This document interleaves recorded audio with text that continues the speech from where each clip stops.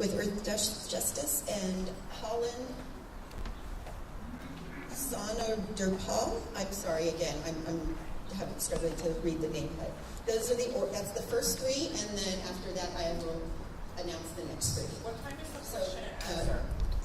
We are not having a verbal question and answer session. That is part of the open house, so you're more than welcome to go. Even if you'd like to go now, the team members are there that can answer questions. This is part of the National Environmental Policy Act process. It's an oral comment session, and these are considered official comments for the record, and again, that's why the comments are being transcribed. Okay, Kimmer, please come on. Aloha mai kākou, dignitaries, admirals, and military Hawaiian Kingdom subjects. Aloha. Aloha mai kākou. I'm going to go quickly. I don't want to take too long, but I have a lot to say. I just want to say that the slides are a bit off. So I got all my information from the Orca. It's called www.orcanetwork.com, and it has extensive research on sonar and the impact it has, like in all over the place. The UK, here in Hawaii, Molokai, California, all over the place, yeah? So if this sonar that the submarines use to track enemy submarines is causing whales, is harassing, harming, or killing the whales. Yeah, the big whales, right? Big whales are huge, right? Just think what it can do to us in our family, our ohanas, yeah? What it can do to the biodiversity and the biosphere, yeah? All the animals. I want to introduce myself. I'm sorry, I didn't introduce myself. I'm Kimmer Horson, Big Horse, yeah? I'm a Native American from New York, Iroquois, and also Arizona. I'm a water clan, so I'm turtle, yeah? The Hawaiians hanai'd me, and they gave me the name Nahonu, yeah? So I'm here to speak for the animals that don't have a voice. I'm here to speak for the Kanaloa, here to speak for the sailors even that use the ocean that are going to be ordered to go out on these dangerous missions, yeah, the submariners, yeah? So sonar has been linked to the death of whales and dolphins, and this is on extensive research. You guys can go look this up yourself. Fatalities, the missile and sonar testing, the dumping of depleted uranium hurts the whales, yes. Thousands of rounds of spent ammunition and unexploded ordnance containing chromium. Chromium gives us humans kidney damage. Yeah, it damages our kidneys. And that will be expelled, depleted uranium, into the ocean waters as pollution, contamination, yeah? Just like the Navy here has stored the fuel in Red Hill and contaminated our freshwater supply. It affects, like I said in the note, it said it affects their behavior, yeah? The whales and all the, no, I have more than that, have, with their behavior. It affects their brain development, it gives them brain damage, yeah? Depress their reproductive rates, yeah? I'm also a social worker, so I heard a feedback from a young Native Hawaiian on Kauai that saw a whale, fatal beached whale from sonar, and it's affecting our Native Hawaiian population. And I want to go through the violations that the Navy has caused for the UN Declaration of Indigenous Rights, yeah? This is higher than US domestic law, yeah? It's higher than that. It's international law, yeah? So, violation, Article 10. Indigenous peoples shall not be forcibly removed from their lands or territories, and in this case, oceans, due to sonar testing, fishing, and dependence on ocean life. Endemic Hawaiian monk seals, beaked whales, mano shark, stingray, turtles, fish, coral, limu, seaweed, Hawaiian salt, and there's so much more life, yeah? Article 12 violation.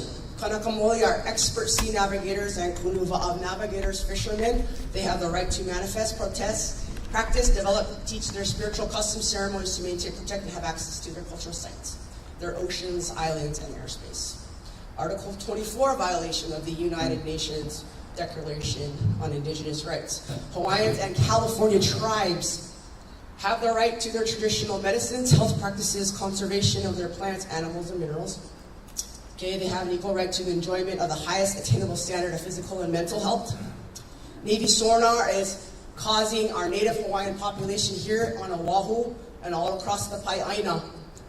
Suicide, major depressive disorder, anxiety disorder, generalized anxiety disorder, substance abuse, suicide, the youth suicide epidemic here on Oahu. Like I said, I wrote a paper in my social work class, my master's class, about a young keiki in Hawaii that saw a whale on the beach from the sonar dead, and how it affected him as a native Hawaiian. That's a violation. Another violation. Tribal nations, also in California, they have the right to maintain and strengthen their spiritual relationship with their own traditionally owned, occupied lands, territories, waters, seas, to uphold the seventh generation. That means their children, We are allowed that. We are allowed to look out for our keiki and our posterity. Article 26 violation. Kanakamole and tribal California nations have the right to use, own the seas, and control the seas by reason of traditional ownership. Okay? States shall give legal recognition and protection of these laws and resources. It shall be conducted with due respect to the customs, traditions, and land tenure systems of the Kanaka Maoli and California state tribes, the indigenous peoples, by their land system, not the American land system. Almost pa. Article 29, violation. The right to the conservation and protection of the environment and the productive capacity of their lands and territories, resources. They demand that they are allowed to go on Pearl Harbor, Hickam, Marine Corps Base Hawaii, Makua, Schofield, Ka'ala Mountain, access their vahipana, their cultural sites, and make sure the military is cleaning up their UXOs, their contamination, their pollution, their hazardous materials, just for that person. In Kahuku also as well, right? Bellows Beach, Barking Sands, Pearl Harbor, all that. Pohakuloa, Big Island. Two more violations. Then I'm popping. The military. So what I'm proposing. I don't know if I think the military should demilitarize. That's the consensus of most indigenous populations. I'm not saying everybody, but the consensus is that we demilitarize. That this is not going anywhere. It's just war posturing and war games. That we shall undertake that through the procedures of their lands and territories that they be allowed to go onto the military bases and access their sacred cultural beliefs and practice their ceremonies and use the sites. Every Native Hawaiian should have access to the military installations. That is also a violation. Last violation, state shall provide effective mechanisms for just and effective redress of any activities, appropriate measures taken to mitigate environmental, economic, and social, cultural, or spiritual impact. Some of the other sicknesses that the whales have is decompression sickness, the bends. They come up from the sound from the sonar, they come up to the top of the ocean, and they lose their hearing, they go deaf, and they get the bends. Deadly.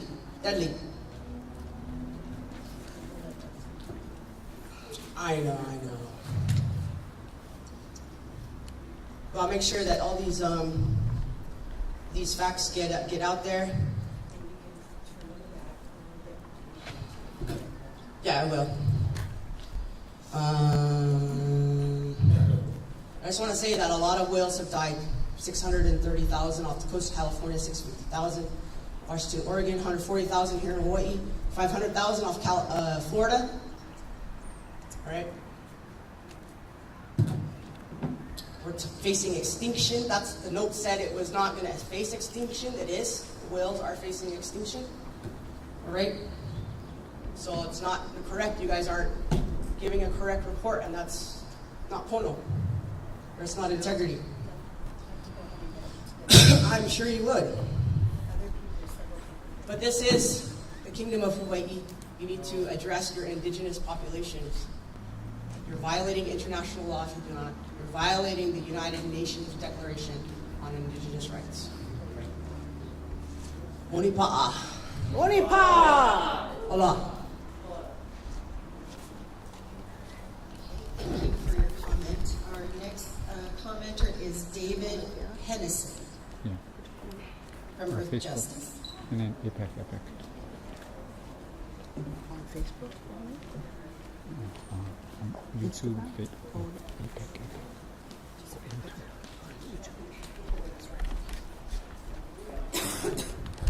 Hello, my kako. My name is David Henkin, Henkin, probably just my bad handwriting. Anyhow, I'm an attorney with Earth Justice here in Honolulu, Yo. and we're going to be submitting some more extensive written comments on the draft EIS, but since you're having the meeting, I wanted to share some thoughts tonight. The first one goes to just overall the Can you hear readability of the draft EIS and the way in which information could be presented clearly but is not, which defeats the purposes of having public participation. So, for example, many here tonight are concerned about the impacts on marine mammals from the sonar training, from the explosives training, and you can't find in the main body of this document any summary of how much harm individual species would suffer. My understanding is that it's in one of the appendices. It's a several thousand-page document, so I haven't gotten there yet. But it would be easy enough to put in the main body where most people are going to look, or at least tally up all the different types of harm that you're going to cause, as the Navy already has in its application to the National Marine Fisheries Service for a permit to cause this harm under the Marine Mammal Protection Act. So if you go to if you search on the web and you find their application, you'll find out that every year they're asking to kill 39 marine mammals. They're asking to cause what's called level A take. I'll translate that. That means harm to a marine mammal that's likely to result in injury, including permanent deafness to animals that rely on their hearing to survive, to over 6,300 marine mammals every year, and over 6 million level B takes, which is harassing, significant harassment, so these animals cannot sleep, cannot eat, cannot communicate with their keiki. These are significant things, which is why they're regulated under the Marine Mammal Protection Act. You couldn't find that from looking at the draft EIS. That's a problem. This is supposed to be a disclosure document, not a document to sow confusion. Likewise, if you look in the main body of the EIS, you can't find anything about how many vessel strikes are going to be caused. We know that Navy vessels kill marine mammals when they hit them, and I'm told that it might be in Appendix I. I haven't gotten there yet, but again, their request for a permit says that they are requesting to kill up to 5 whales through vessel strikes. Now let's talk about that. For purposes of the Marine Mammal Protection Act, the Navy does not consider its responsibility the whales that are killed by foreign navies that are coming to Hawaii or Southern California or off the coast of California to train with the U.S. Navy, the ones they're inviting. I'm not going to get into this tonight for purposes of the Marine Mammal Protection Act, but it's a 100% the case that under the National Environmental Policy Act, the Navy needs to consider not only the harm that it directly is causing through its activities, but all of what are called the indirect effects. So if they consider the Australian Navy coming to Southern California a couple of years ago and killing 2 fin whales off the coast of Southern California, those whales were literally draped on the front of their boats as they pulled into the harbor. They say that's not our kuleana for purposes of the Marine Mammal Protection Act. Well, we'll deal with that in that context. But for NEPA, you betcha that those whales that are killed by foreign navies that have been invited, that the Navy has chosen to invite to come into our waters, those are the Navy's responsibilities, and nowhere in this document does it talk about that. So that's not taking the mandated hard look at what the impacts are, and that kind of just hides the ball. So let's talk now a little bit about the Navy's conclusion that nothing they are doing is causing any significant environmental impacts. Nothing. If you look at the summary and the executive summary, somehow all of this is less than significant. And my question is, less than significant to whom? Certainly not to the law. The Navy seems to have the idea that you need to be violating some other law in order for an impact to be significant. Not so. The Navy is not allowed to do illegal things. So if it's violating the Endangered Species Act because it's pushing a species to extinction or closer to extinction, it can't do that under the Endangered Species Act. If it's causing more than negligible impact to a marine mammal stock, it can't get a permit under the Marine Mammal Protection Act. So don't tell us that you need to have population level effects before the impacts are significant. That's just not the law. So there, as I mentioned, 39 dead marine mammals every year, over 6,300 level A takes, over 6 million harassment. This is significant, and you need to be honest with yourselves, you need to be honest with the decision makers in order to do a lawful analysis. I have a few more comments that I can offer later if there's time. Mahalo.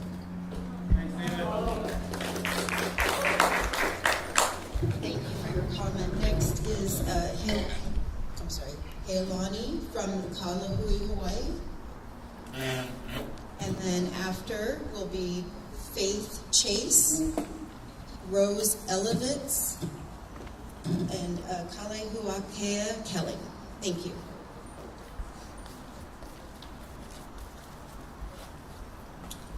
Okay, Helani Sonora Pale, Kanaka Maoli. I was born and raised here.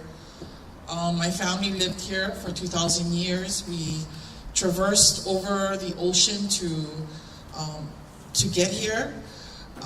We are very much connected to this land and the ocean as the indigenous peoples here. The mammals of the ocean are our relatives. We consider them part of our ohana. And watching this presentation, all I could think, is this a joke? Seriously, is this some kind of joke? The US military is the largest emitter of CO2 and polluter. The US military alone is one of the biggest drivers to climate change and rising seas that are resulting in the disappearing of our islands here in the Pacific. And yet, you folks have the nerve to come up here and talk about conservation and how you're going to protect and create these buffer zones for our relatives, the whales, the honu, the seal, so that you guys can practice blowing stuff up. And the other thing is, in this draft EIS, you folks are planning to you're proposing to increase your activities in our moana. Increasing shoreline exercises near the shore, that's something that's new, including in Southern California. And that's another thing that really bugs me. You come up here and you talk about how you're going to increase activities off the Southern California shoreline, and not even once did you mention the Southern California fires and the families that are suffering there. That bugs me too. And we know, all of us here, who have been to many meetings like this, that this is just another walk through the process. You guys are checking off a box. This is not about informing us, because if it really was, you would be really truthful here, but you're not. You can't even answer a simple question. Name one species that you folks helped take off the list. You won't answer it? Okay. But yeah, so, we know this is a process that they want us to walk through, but being here is important. And I think we need to continue to speak up about and protect our moana, because as the indigenous peoples here, as the protectors of all that is sacred, all that is necessary for life here on our planet, we need to speak up. This, to me, seems insane in a time where we are living in, we are living in times where like whole cities are burning down. It just seems surreal to me that you guys can stand here and then, literally treat us like we're robots, walk us through a process, and then talk about how you're going to be conservationists and how you've helped put endangered species back on the list.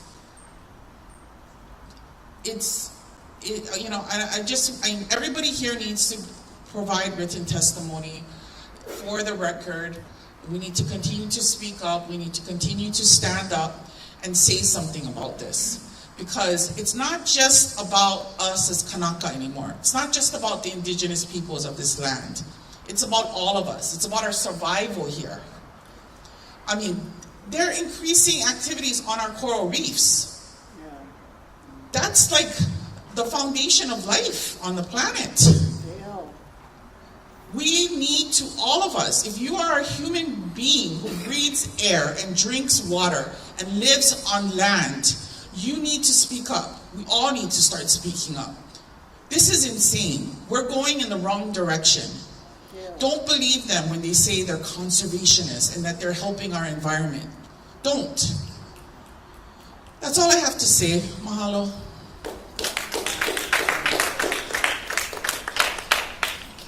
Thank you for your comment. Next is Faith Chase. Can you get my card and put it in there?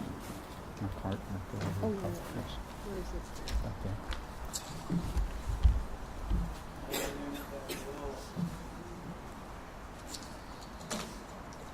Thank you. This is a great audience because it's a captive armed forces audience.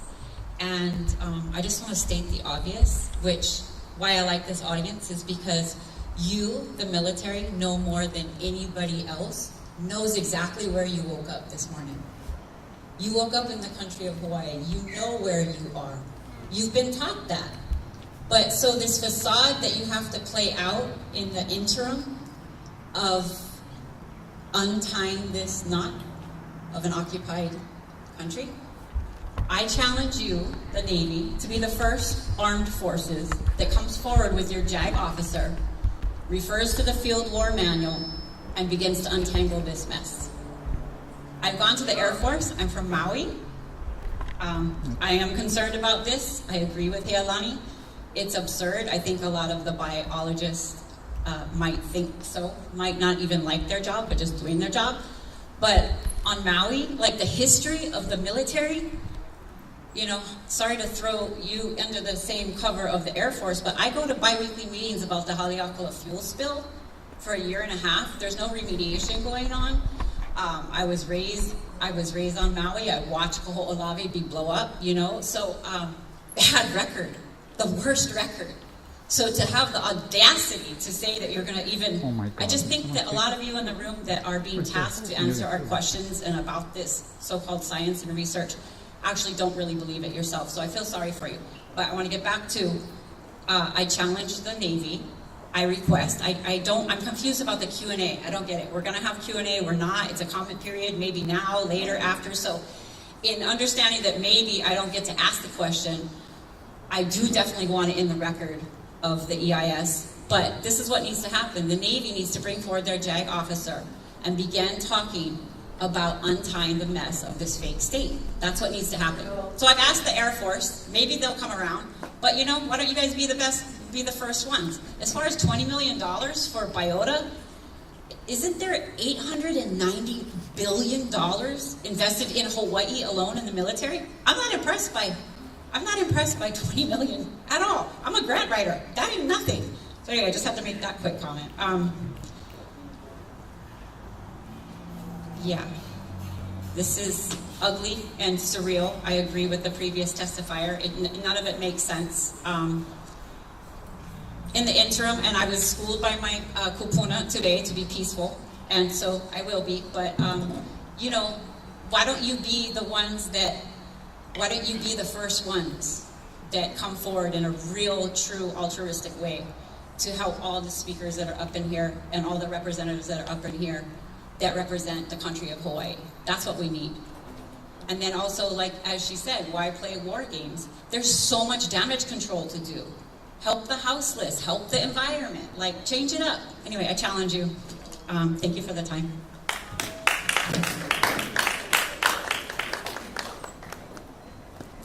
Thank you for your comment. Next is Rose Elevitz.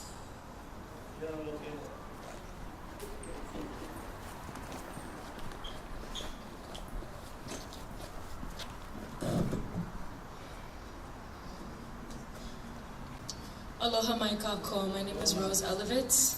I'm a representative with Jewish Voice for Peace. I'm freestyling here today, so stick with me. And first things first, I just want to say that this EIS is severely incomplete. The artificial boxes that you put around Hawaii and that you put around this Southern California and the Central Coast of California do not even start to quantify the level of violence that RIMPAC inflicts on the entire world. Because the war games and the actual warfare that you enforce upon the people of Hawaii and the people of California and all of the land and animals and fish inside as well are just the beginning to the imperialist project that the U.S. military has. And one example of that is that Israel is a participant of RIMPAC and has been since 2018. This year, in 2024, Israel, while committing genocide against Palestinians in Gaza, were invited to train with the U.S. military. And I think this just demonstrates what the intention of RIMPAC is actually for. And it is to kill and maim and destroy every living being on this planet. And to everyone here that it just sits and thinks that this EIS has any gravity to it, I'm so angry with you. Because our world is on fire. And as our home, our only home, is become scorched and flooded, you're sitting here lying about what you're actually doing to take home a paycheck. I feel sorry for you. Because it is not just us who burn and perish. It is not just the whales, it is you. It is your children, it is your grandchildren, it is your great-grandchildren who are going to be impacted by your decisions here today. Ole RIMPAC. I yield my time to the people. Yo. Thank you. Next is Kalehuakea Kelling, then followed by Jason Missoula, Laulani Teal, and Andrea Barnes. Look at this thing. Stewards of the sea. It's just like Laulani. It's so mental. Aloha mai kākou. Making stew. My name is Kalehuakea Kelly. I'm a hoa aina of Ioleka'a, in the Like making Ahupua of stew. He'eia in Ko'olaupoko. I'm a kama aina of Oʻahua Kakuihawa. I'm here today to voice my firm opposition to the proposed expansion of the U.S. Navy's at-sea training operations in Hawaii, in California, and all sacred lands.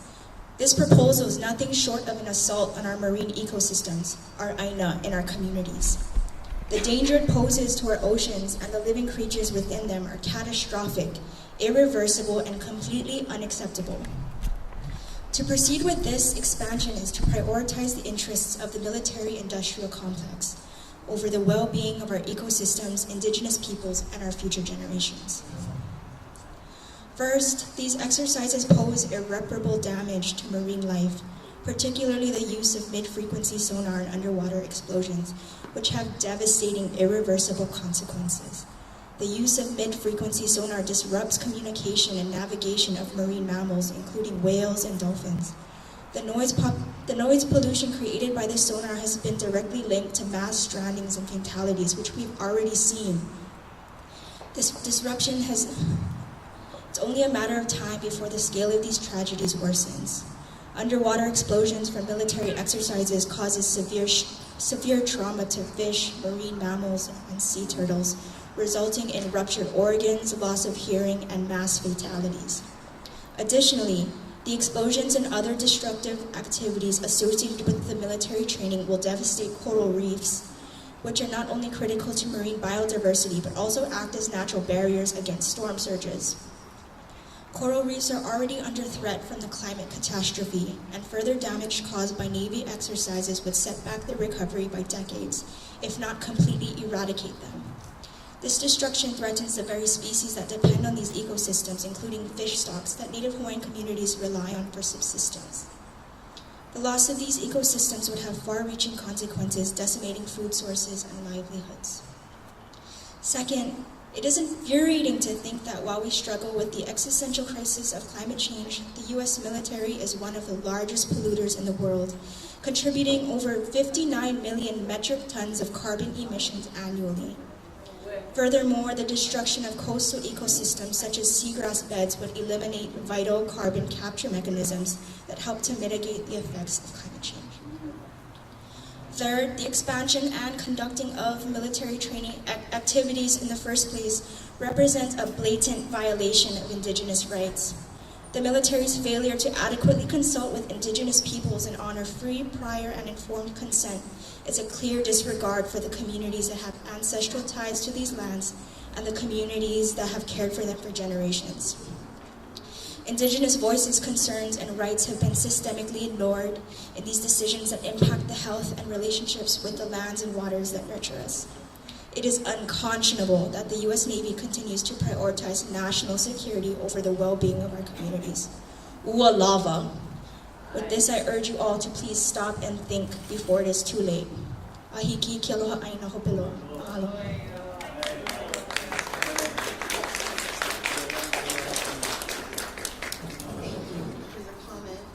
Next is Jason Missoula.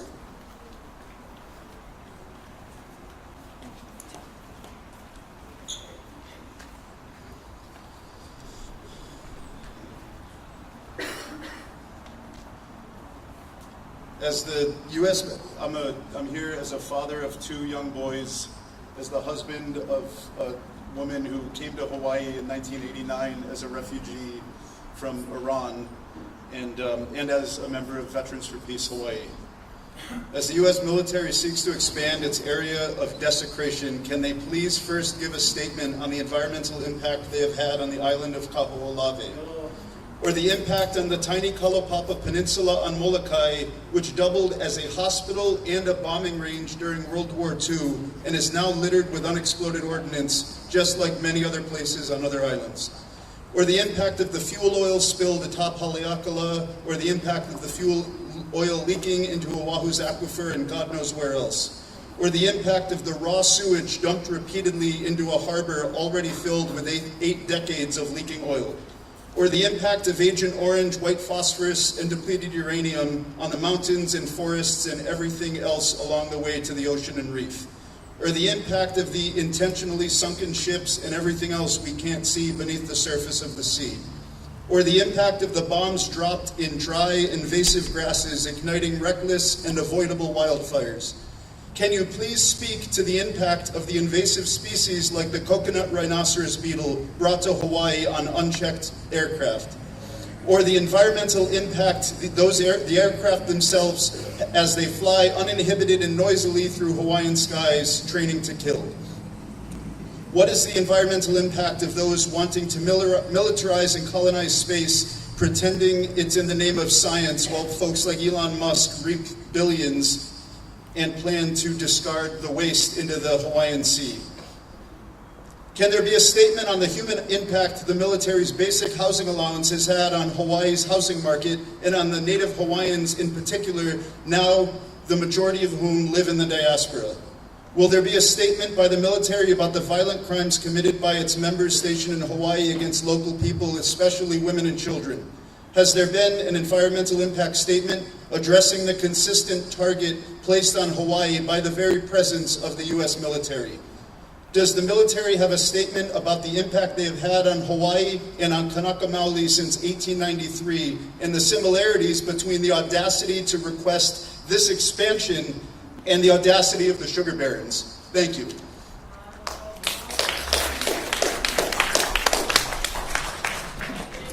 Thank you.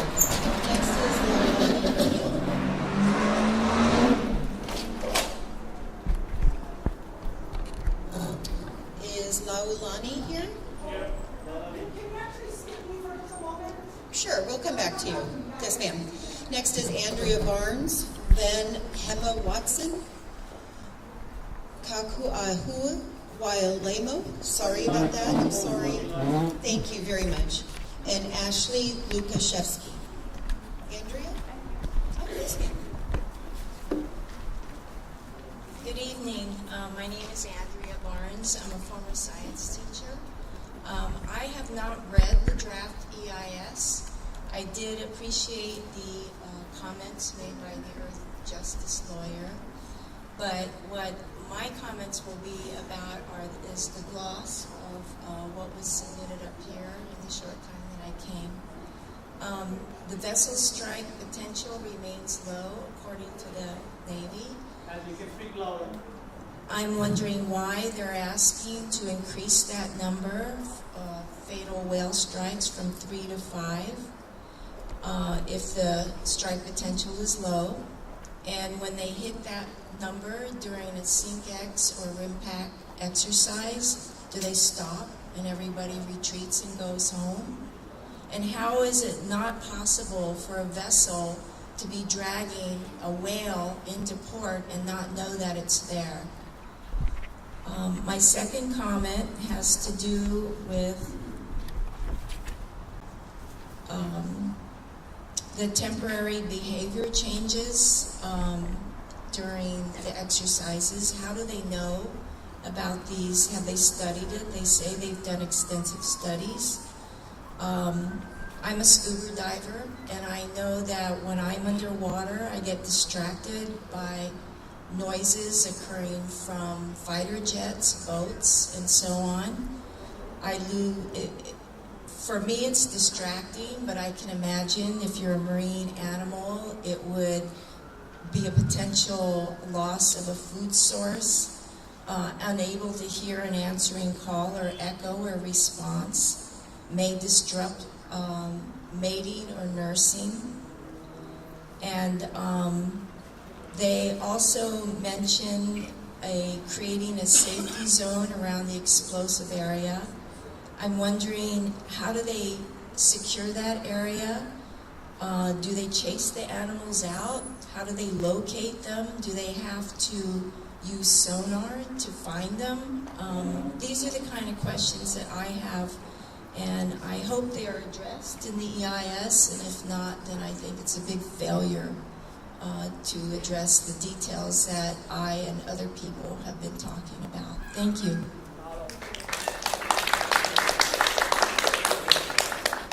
Thank you. Next is Hema Watson.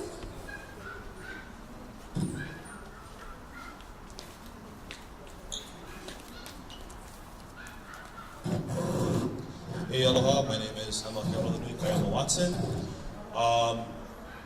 I have a couple points. I don't have to read the whole EIS to notice. Just off of the pamphlet you guys give us, trying to inform us about this, it's super misleading.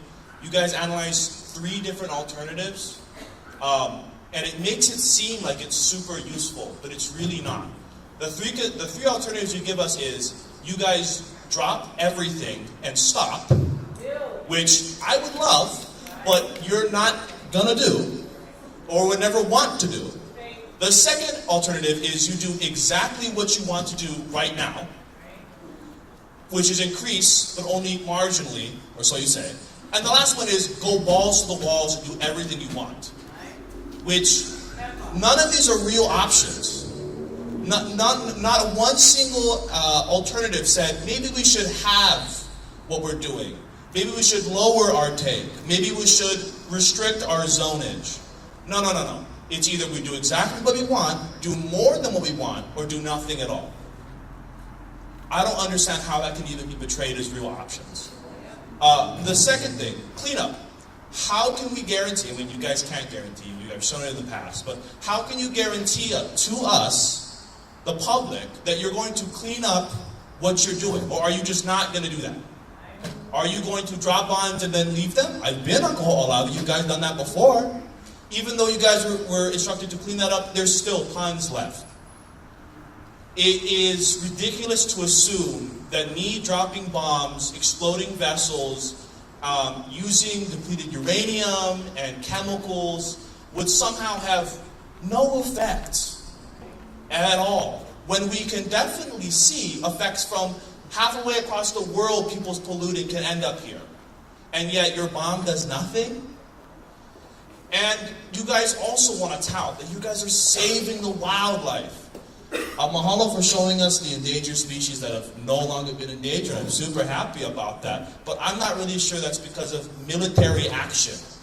You're still bombing. Bombing, it's not like, you know, if there's a construction crew across my house and they do a little bit less construction, it's still construction.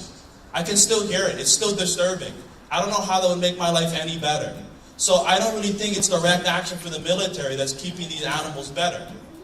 And if you guys are really saying you're protecting it, why are you asking for expanded takes? If you guys want to tout that you guys love the mammals so much, it feels like you expanding your take is just covering that up. Because not once in this pamphlet you guys say, you guys have the definition for the word take in it, which means killing, permitted killing of these animals. But you don't once say how many animals you guys kill, what you guys are asking for with the permits, how much. Which would then show the reality that you guys are asking for more killing of these animals while saying you guys somehow kill less of them. If I eat 2 slices of pie, do I only eat 1? No. It's kind of ridiculous that you guys are showing us this information and then passing it off like you guys are being altruistic. You guys are really not. I don't have to read the EIS for that. I don't have to do none of that because you guys have actions have shown that you guys are not super trustworthy when it comes to showing us that you guys are going to clean up after your mess or even tell us what's happening. Red Hill, all the lands out Kahuku, the military leases, Pohakuloa. I was there when you guys started doing artillery shelling and started the fire on the access road. It is ridiculous to assume you guys have our best interests at heart. And if you guys aren't even going to show the guests that you invited their take numbers, what use are these numbers? If I kill 1 person, but my friend kills 30, and I just say, well, I only killed 1 guy, you're kind of omitting the rest of the story, which is what's happening right now. So, yeah, thanks for having me up here. Yeah, models.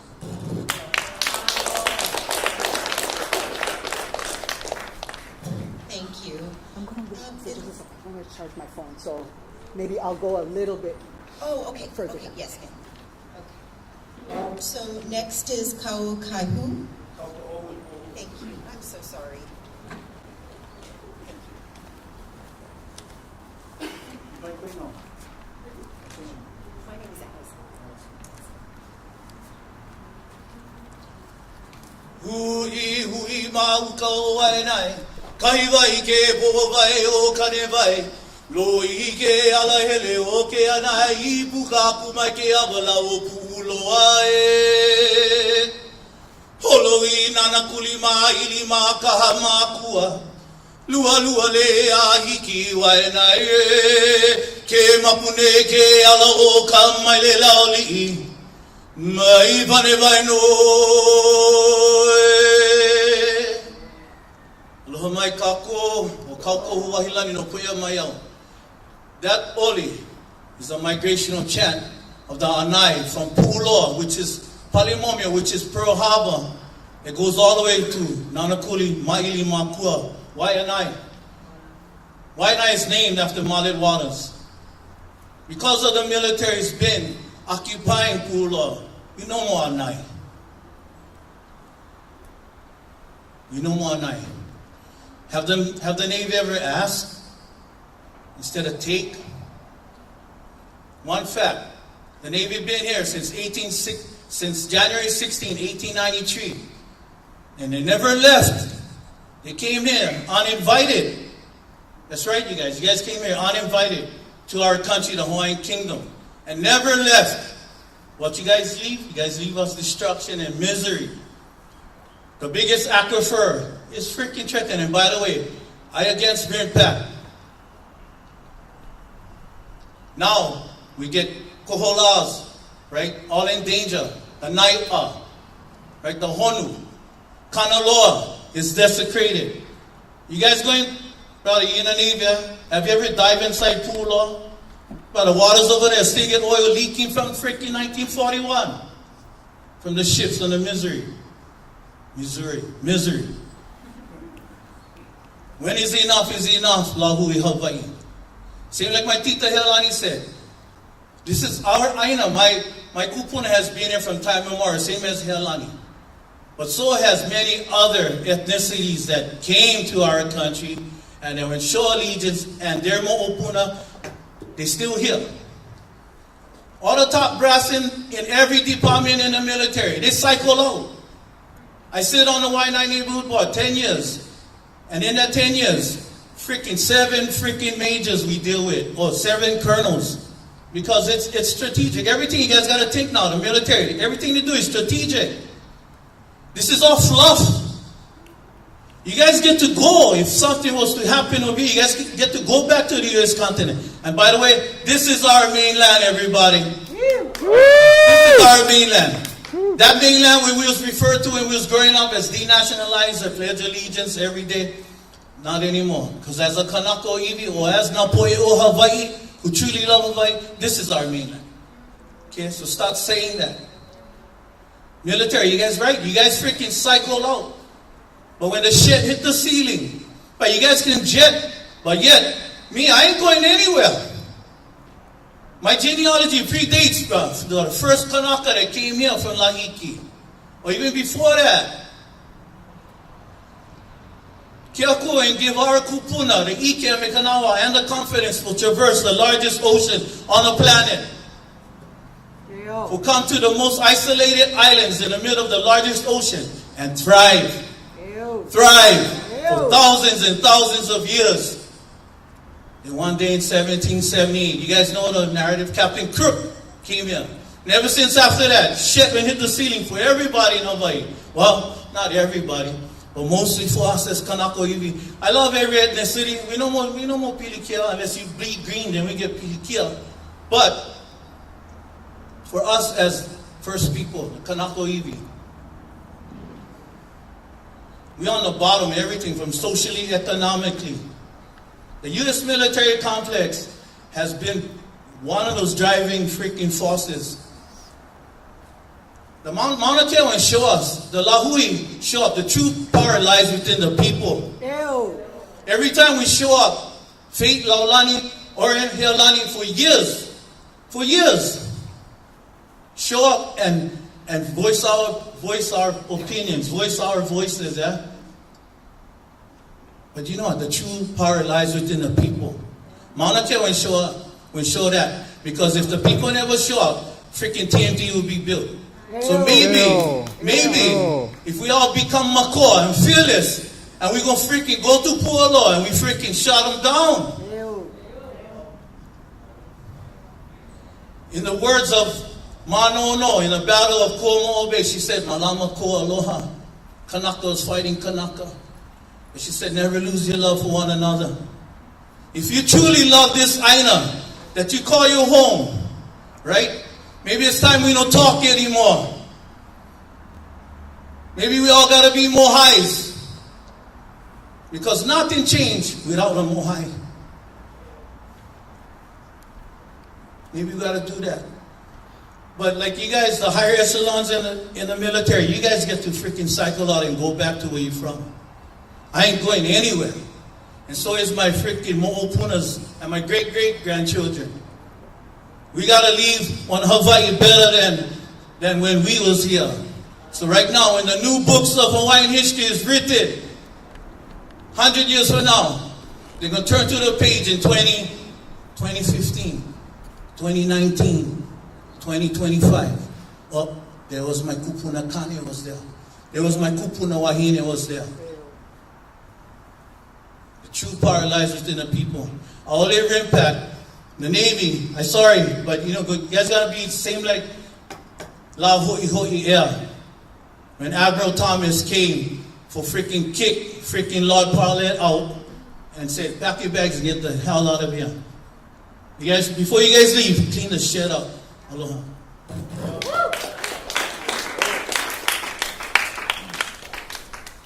Thank you for your comment. Next is Ashley.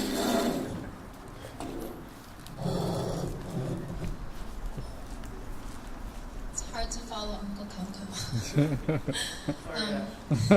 Aloha, my Kako. My name is Ashley Lukashevsky. I just want to ground us into this moment.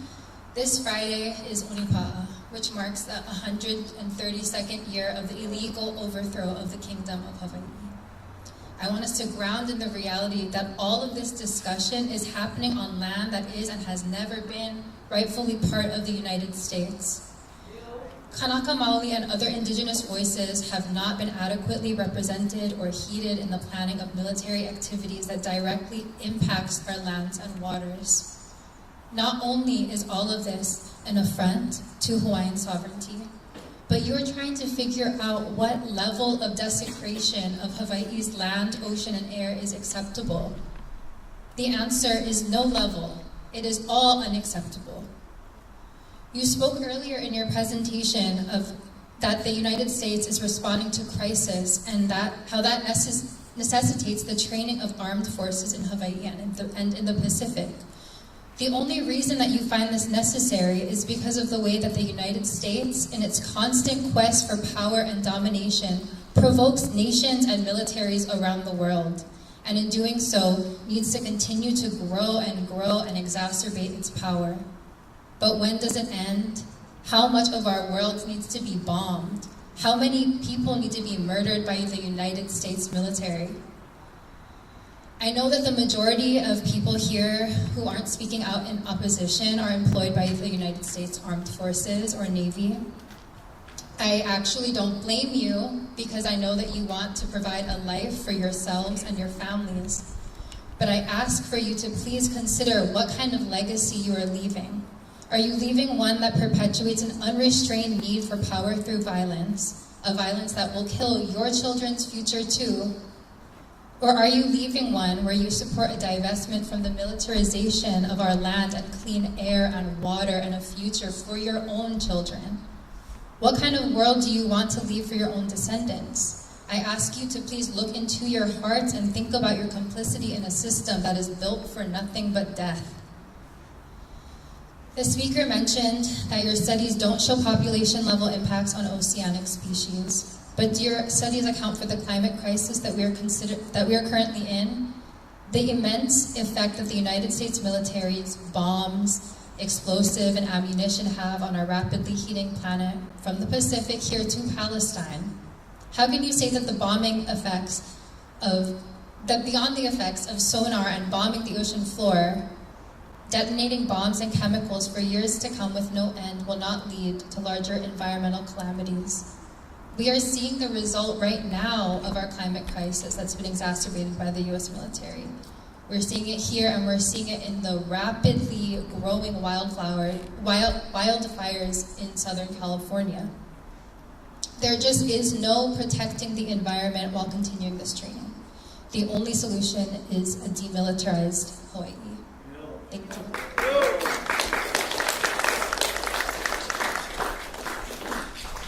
Thank you for your comment. Next, we have Tara. Eddie is going first. Tara? Okay, and Eric. And then Misty Pegram.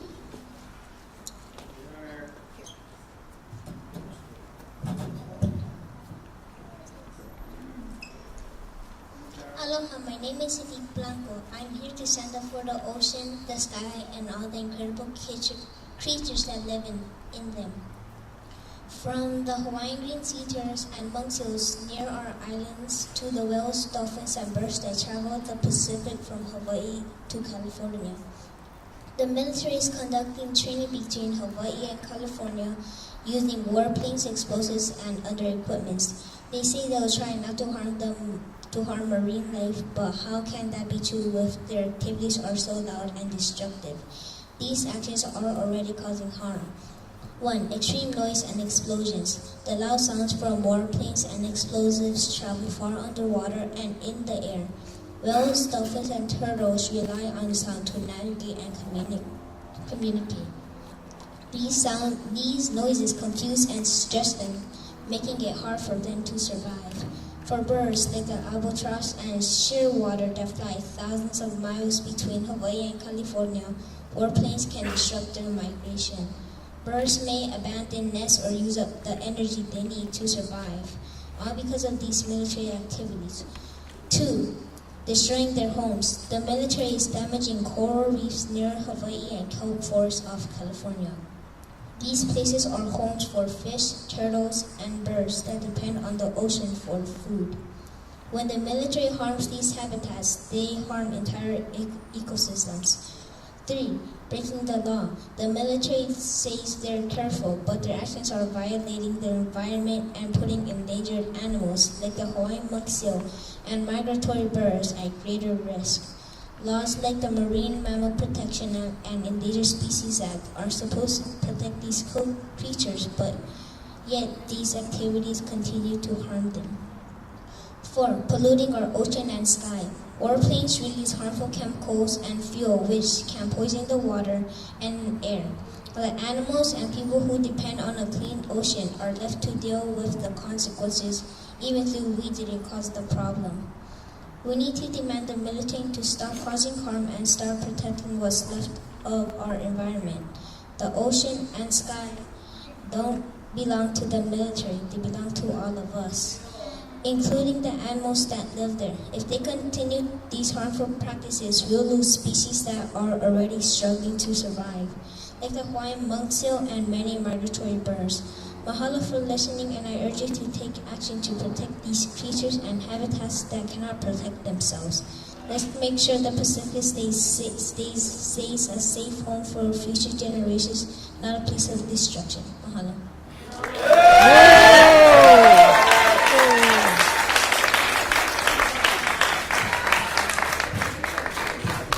Thank you. Next we have Eric. That's Eddie. Oh, that's Eddie. Okay, I'm sorry. Aloha. Before I begin, again, you know what you're doing. So this is not part of my testimony yet, with the 3-minute testimony, and I didn't ask for permission. Does that sound familiar?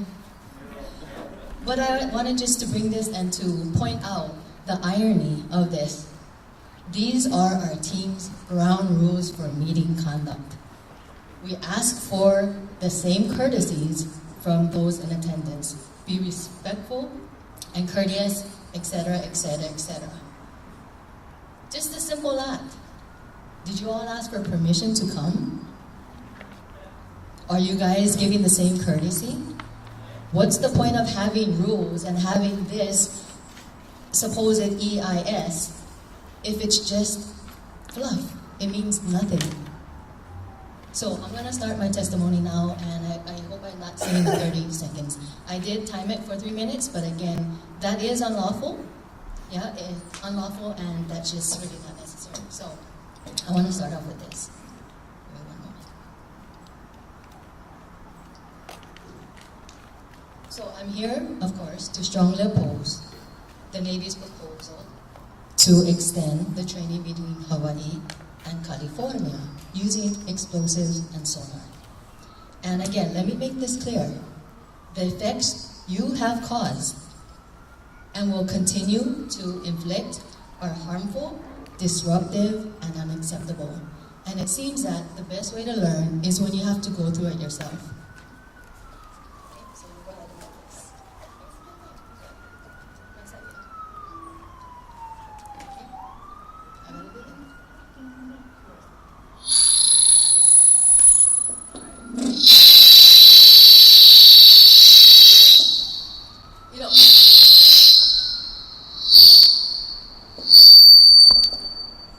Can you see the reaction? I guess because you're trained to not react to anything, right? But let's go ahead and, okay, I'm gonna put it down. But I'm going to put it down and try to make it so that it's just continuously at an acceptable level. Don't worry, it's not going to cause long-term, effects. Don't worry, it's only temporary. Okay? So again, what you're hearing is a small taste of the constant noise, pollution you subject our ocean life to with sonar and explosives. Imagine enduring this for decades, 80 years to be exact. This is what marine life has suffered because of your actions.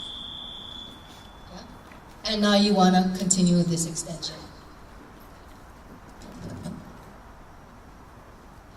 2, your own RAB. Do you know what the RAB is for? You're on that board.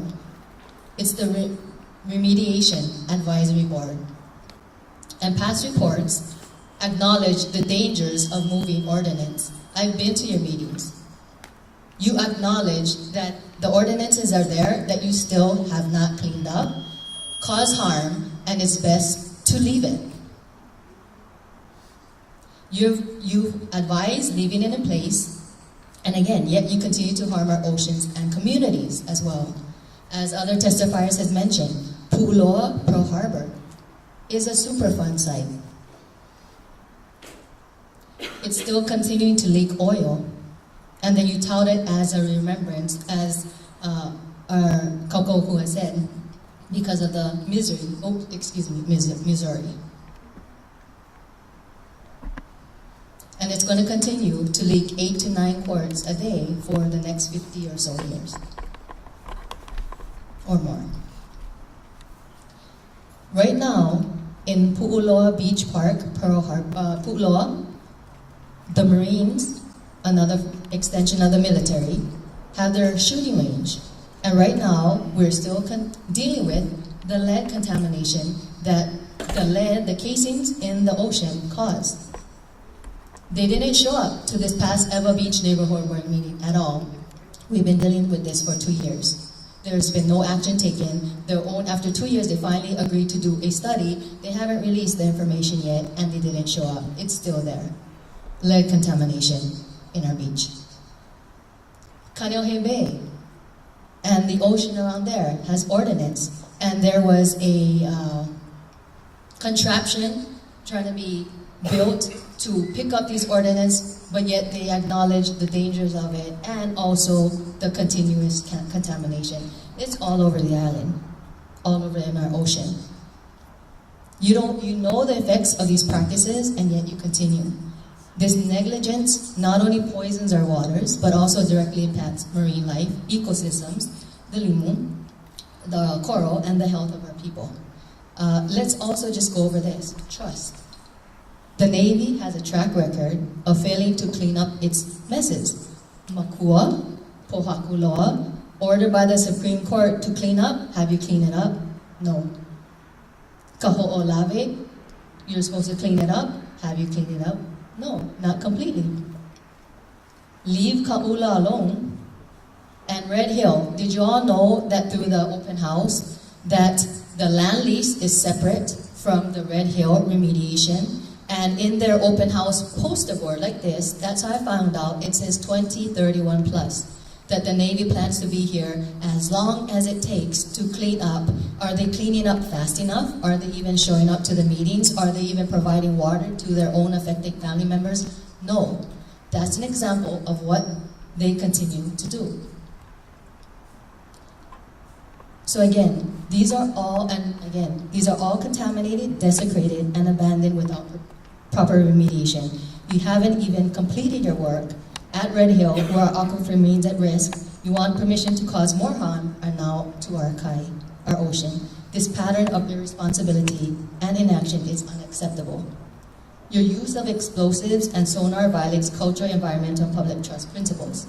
The harm to marine life, from whales to limu beds, directly impacts the people of Hawaii, who depend on these ecosystems for subsistence, culture, and survival. These practices perpetuate the colonial exploitation of our aina and kai, which you continue to treat as expendable. We know that you will argue that training is essential, but how can you justify asking for more when you cannot even clean up what you've already destroyed? Your actions have far-reaching and irreversible consequences for our lands and waters, and your claims of mitigation do not align with the reality we face. So again, let me make this clear. Your actions perpetuate colonial exploitation. Yeah. We say no to your request. Option number 1, no action is the only acceptable path forward. Clean up your contamination everywhere. Pu'uloa, makua, pohakuloa, kaho'olawe, again, leave Kaula alone, and Kapukaki Red Hill. And everywhere you've left destruction. Stop poisoning our water, killing marine life, and endangering the health of our communities. You are on notice. These lands and waters are protected under Hawaii Kingdom law, the Hawaii State Constitution, and international law. Any further harm will be met with community resistance and legal action. Clean up first, fulfill your obligations, and stop asking for more. The answer is no. Should I leave this on? Wasn't that a nice break from it? Wouldn't you like a nice break? Or should I leave this on to mimic what your explosives and sonar will be doing? If there's no answer, I'll just take that as a... I'll just take it as a... We'll just keep going then.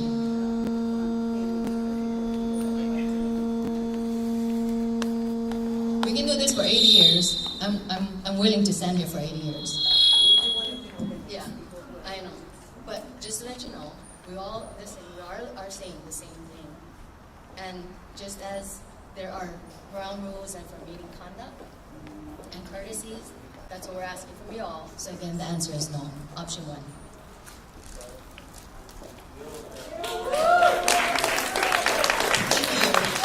So next we have Misty Pegram, and then Makame Cassandra Gross, followed by Lena Pahia and Baron Chutton.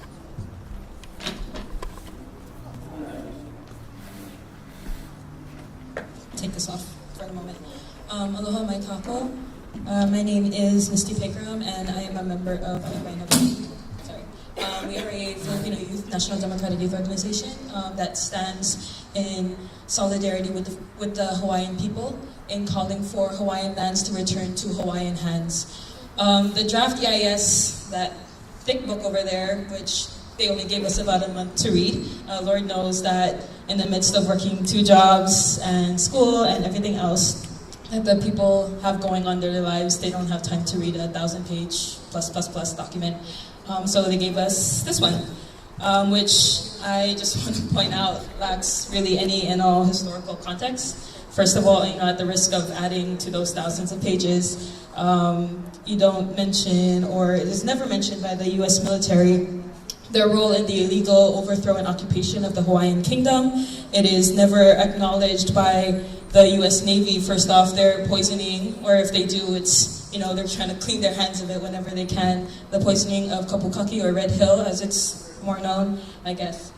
And overall, the U.S. Navy's impact to the people. As has already been mentioned, the U.S. military is the largest polluter on the planet. That's not something we're just saying up here. That's fact. That's been studied. That's been researched by scientists across the world, especially in the ongoing genocide in Gaza, how that has not only claimed the lives and killed thousands of Palestinians, but it has also exacerbated the effects of climate change. You guys talk about here in the first page of this document is that you are ready to respond to any situation that may arise, ranging from engaging in large-scale conflict to providing humanitarian assistance and disaster relief. Yet when Lahaina was burning, who was the one who responded? When Lahaina was burning, who was the one who answered to the needs of the people in trying to recover, if not the community? When even now, as Southern California is burning, as LA is burning, who is responding to these fires except firefighters, many of whom are incarcerated youth? Where is the military, as they so claim to be, in protecting the people that they're supposed to be protecting? Where is this idea of serving and protecting?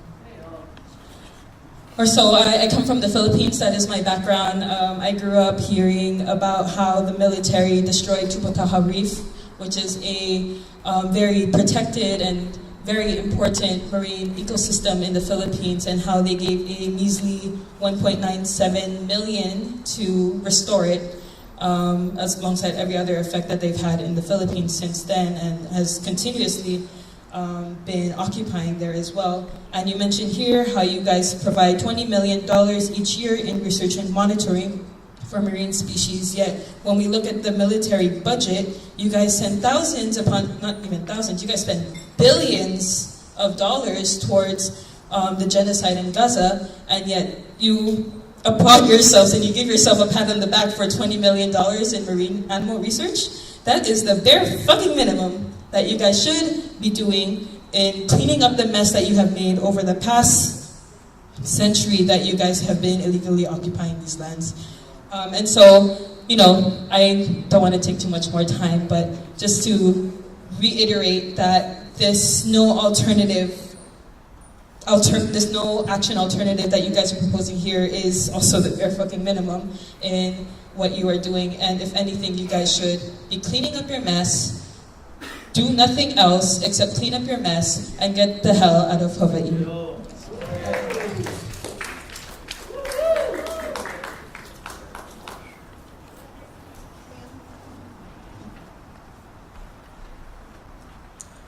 Okay, next is Makame Cassandra Gross.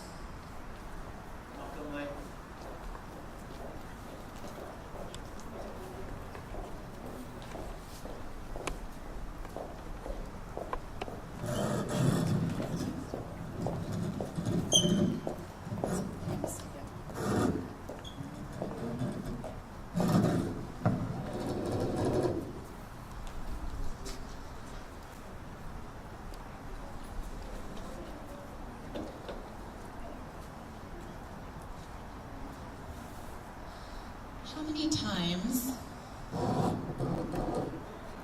must Hawaii tell you no?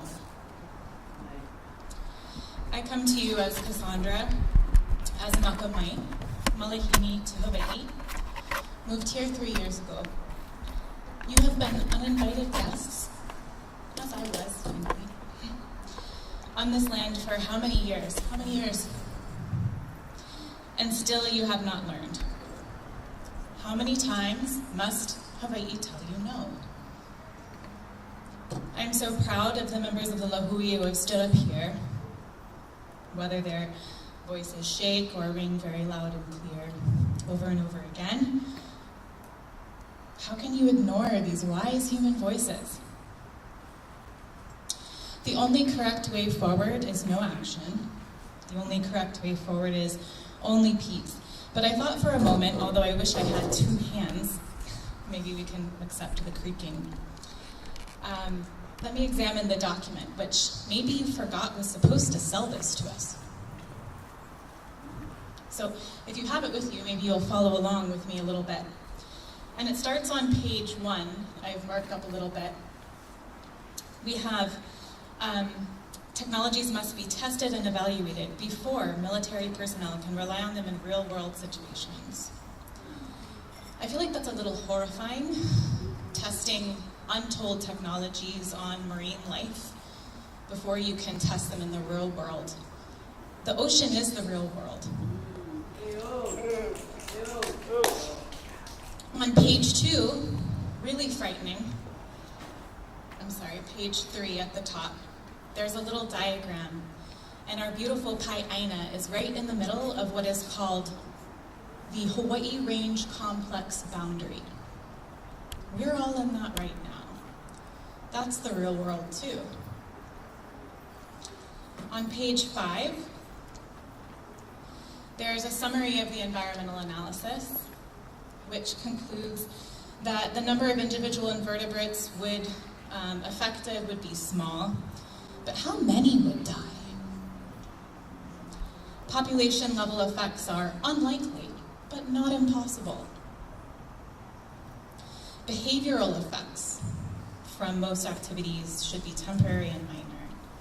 Now, let me pause and just say, I understand you think you're doing this to protect us, but we have to reevaluate the whole condition here. Marine mammals and most stocks would be affected by exposure to sonar and explosives, no more than a few times a year. There's a picture of a beautiful baby seal.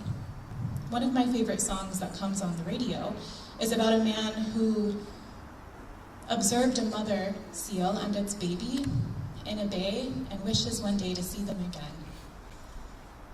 If it was your baby, how many times a year would you want to expose them to sonar and explosives? How many times? That's the real world too. And then just on page 6, I could go on, but this whole chart about the estimated marine mammal annual takes, and I understand, I read the definition that take does not mean death, however, it does not make me feel comforted.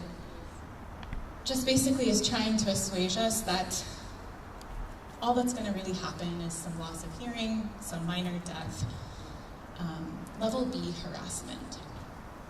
So I'm just going to stop here and say that I'm the family of quite a few service members. My brother was honorably discharged before his death at 29 years old. He was a U.S. Naval Academy graduate. I have another sister who's a U.S. Naval Academy graduate. My beloved great-grandfather served in the war after living World War II, after living his entire life in a small valley in southwest Virginia. He came to see Hawaii and Guahan and other places in service to the military.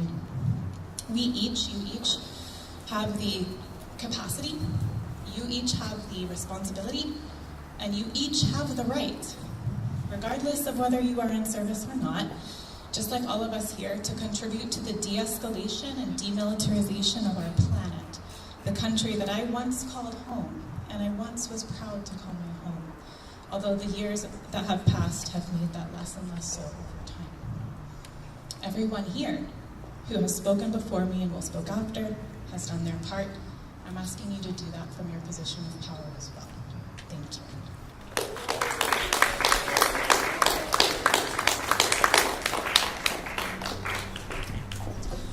We have 3 more commenters, Lena Pahia, Baron Chun, and last is Laulani Teal.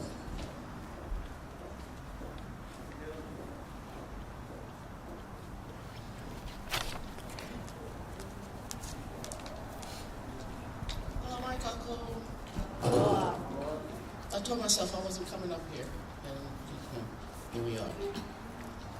Everybody's touched on a lot of subjects, so I'm not going to go ahead and repeat that. I just wanted to reiterate that we are against RIMPAC because of what it does. Sure. So A'ole RIMPAC and the effects that it has on the marine life and the people in the ocean, because yes, they are people. They're not animals, they're not things. They're people. I'm going to jump around a little bit. Why demilitarize? You guys aren't very good guests. You make a mess, you leave it. You want some more, you make another mess, you leave it. I have a shirt on. I represent PKO when I'm in Kaho'olawe. People have mentioned her, that there's still ordinances on her that you have not cleaned up, but they have not said that you broke the water table. She can no longer hold water. So there is no way that we can ever go back to her. But you want us to give you more land? Oh, all right, so everybody's talking about the effects on wildlife, and yes, there is an effect on wildlife. We kilo here after you guys leave after your 2 years, and 6 to 7 months after you guys leave, we clean up your mess. We reroute the babies that come on the beach. There are no more mamas. We watch them die. We bury them.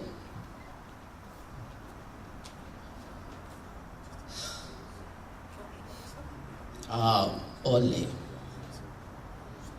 So, question, do you police your rounds that you use in these training exercises, these missiles?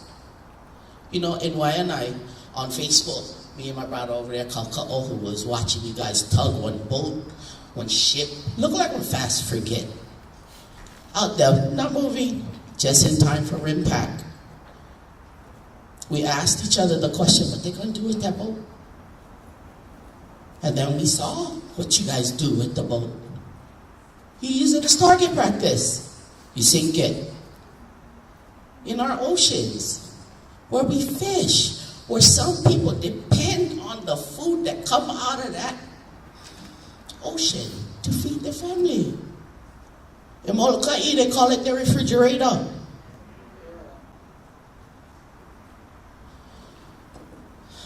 I understand training. I do. We do it as Kanaka. I understand the entitlement of your country. Fighting for your country, I understand that. But this is not your country. This is the Kingdom of Hawaii.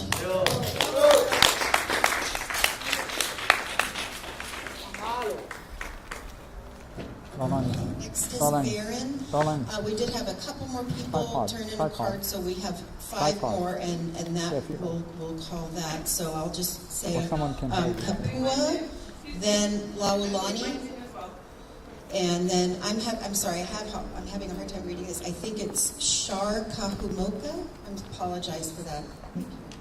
And then Manuel and Nani. And you still wanted to go last? Yeah, you go.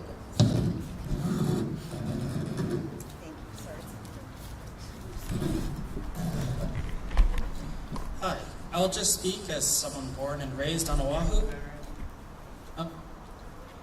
Hi, I'll just speak as someone born and raised on Oahu. Just some questions that any of you who truly care about Hawaii can ask yourselves. 1, why use all of this money for an increase in testing when we could just use it for cleaning up the aquifer under Red Hill? Fuel and PFAS contamination and all. Why not use all of this money and effort to replace contaminated pipes over to, ironically, military housing and the community of Kapulina? Why not use all that money to clean up Makua, Pu'uloa, Flint, Michigan, East Palestine? Give people the money to rebuild communities in Lahaina, in LA? Why on blowing stuff up? 2, why should we support an increase in testing when we know all of this just goes towards practicing the unwanted intervention and murder of people across the globe? That's what your security issue comes from. I've seen a man being crushed alive by a tank, the mangled corpse of a girl hanging from a building, a child with their skull cracked open, a father carrying pieces of his children in shopping bags. Where did those bombs come from? What do you think Palestine is? How do you think this makes people see the U.S.? Maybe stop all that and you won't need these exercises. And I say this to you, especially those of you in the military. I don't fault you if you've joined thinking that you'd be defending people, or if you've joined because you're struggling to make a living. I know it's hard. All I did was just learn a bit of history about Hawaii, where I live. I learned to see the world from other perspectives. Aaron Bushnell did. You can too. So I'm just strongly opposed to this foreign ask to increase training and testing in Hawaii. It does not belong here. That's all.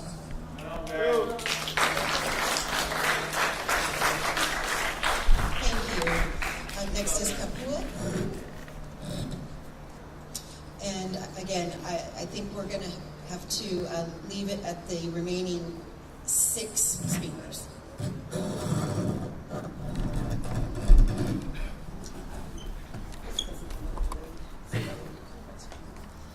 Aloha ahiahi, o au katoa kili ikoa ka mai, no ka aina ho'o pula pula, ka awawa wainai mai au.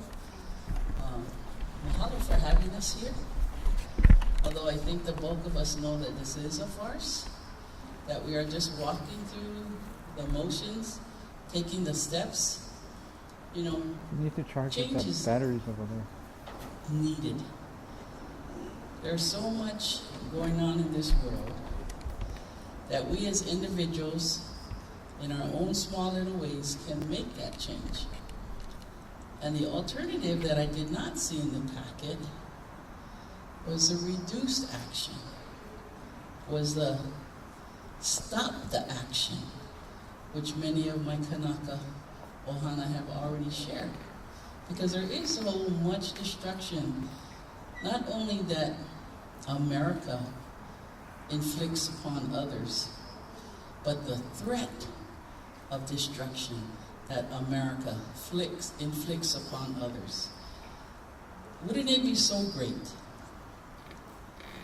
if instead of using all of this money for destruction, death, desecration, if we used it in an aloha manner in which we helped other countries, we helped our own people, not bribe them, but just give them the aloha, and obviously America has the money, because much of these signs and the information here talks about mitigation of the destruction that you've already caused. But if you put that money towards rebuilding, towards repopulating, towards helping our reef, helping our mammals, helping our people, helping our Aina, and stop destroying it and the people that live in and on it. You know, so there are summaries that David was talking about. It would have been good to have a chart that had a summary of what the destruction is, what the death is by the various mammals. And not limited, like David said, to what America inflicts, but to the whole exercise participants. You know, it is so sad that America continues to use Hawaii as its testing area. You know, test for bombs, test for GMOs, test for chemicals, testing for everything that you wouldn't want in your own home, in your own community. It's on the continent. But you know, and I recognize that it's above your pay grade. But wouldn't it be so great if we all started to put our mindset towards more peaceful connections amongst the world, amongst the people? How much more receptive would that be? And of course, everybody's not going to buy into it, but you would be overwhelmingly have the majority of the people and of the countries who say, yes, let's help us to help each other. Not help me because I need this, this, and that, or I'm going to help you because I want this, this, and that. I think if we stopped the back scratching, stopped the bribing, stopped a lot of what so-called first worlds are doing, first countries like America to other countries, I think we'd have a better world. And that's what we ought to be working towards, is a better world. It'll take decades. But I think if we start looking at it and saying, what else could we do to help each other instead of destroy the ocean? And especially destroy my Hawaiian kingdom. Because our kingdom still exists. This is a fake state. You know, and one day, America is going to see it. This fake state is going to see it. Hopefully we see it. But if we don't rise up and say something towards it, it will never happen. So let's speak towards building up bridges, building up populations of the mammals, building up the reef, building up what's in our ocean, because we've already polluted a lot that's on the land as well as on the ocean. So let's look at repairing it, restoring it, correcting it, making it a better place for our descendants. Because what you don't want in your yard, in your ocean, in your lake, in your river, in your stream, we don't want it here either. Mahalo.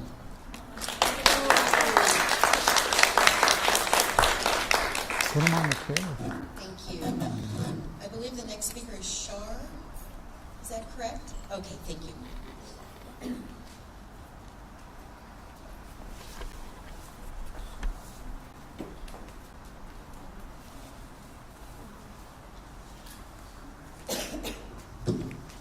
Aloha, everyone. Thank you for allowing our Native people to have a voice to speak. And I pray that it doesn't go unheard. Our kingdom and the crown, many of the crown is still here today. The descendants of Kamehameha, all the whole families. But yet, the military is supposed to protect us and not harm us. In the 1892 Highways Act, Queen Liliuokalani used our crown money to build the highways here. Oh. And yet, state of Hawaii puts tickets on people. They make registration. They give parking tickets. And that's to fund the United States. Everything that we pay for, our taxes and everything, funds another country. The continued treason upon our country is continual. And I think it's important, and I'm glad that this is being spoken about, because you guys are being put on notice that our kingdom is still here. And we should be able to move forward and honor the people of Hawaii that are still here. There is no reason our water table should be cracked. Our water is being polluted. It's being 90% diverted. And yet when we ask questions, we don't get the answers. The de facto state of Hawaii still runs today as we continue to put them on notice. The federal is supposed to be protecting our people, not desecrating it more. Moving forward, that you guys have an obligation to protect our people. We shouldn't have so many homelessness. We shouldn't be having people shipped from another country into our country because they're homeless continuously. That money that you guys are using should be put towards putting people in homes, whether in the United States or here. And I know that somewhere out there, the ones who are pulling the buttons can hear us speaking, because we've served numerous people over and over. We've gone to the back of Schofield Barracks. We've seen what the live ammunitions are doing. It's desecrating our EVs, the hayhouse, the water table. I'm in agreement with all of this opposition from our own people, because we don't need this in our place. We do not need more military. Our country was a peaceful country that didn't even need a passport to go to other countries. Look at the ratings that we had beforehand. Our grandfather had a treaty with America in 1826, signed by his guardians. And yet in 1893, our queen was kidnapped and held under gunpoint. But did the United States even tend to fix it? You guys decided to continue in de facto and imprison our queen is a kidnapping because we are not part of your country. I stand before you to represent thousands of us that do not want to be held in occupation if it is under the non-protection of our people, the continual genocide, the kicking off of our people of our lands, that every generation that we fight for a piece of land to call home, and yet it's given to us under a lodium, forever titles. Every land here in Hawaii was already spoken for because it was in the Great Mahele. No one who is not a lineal descendant or in the registered Great Mahele is supposed to have a piece of land here. On every land map, it has an LCA or RP, and it has a number that's connected to it. But you guys continue to put taxes on it, the TNKs. Many of us put you guys on notice to let you know that we're still here. Has that been honored? When you take us to court, we're fighting individually, but we still are a nation. You are attacking our nation continuously. You should take those bombs and every live ammunition that you have and take it away from our people. Not be shipping other people here. Not ruining other people's islands and then shipping them here and paying them and letting us live in poverty continuously. I live on the land that my grandfather willed to his wife, Queen Kalama. And yet I have to stand there and fight for it. But I have a lineal descent in more than one way. And that is for many of us when I say that.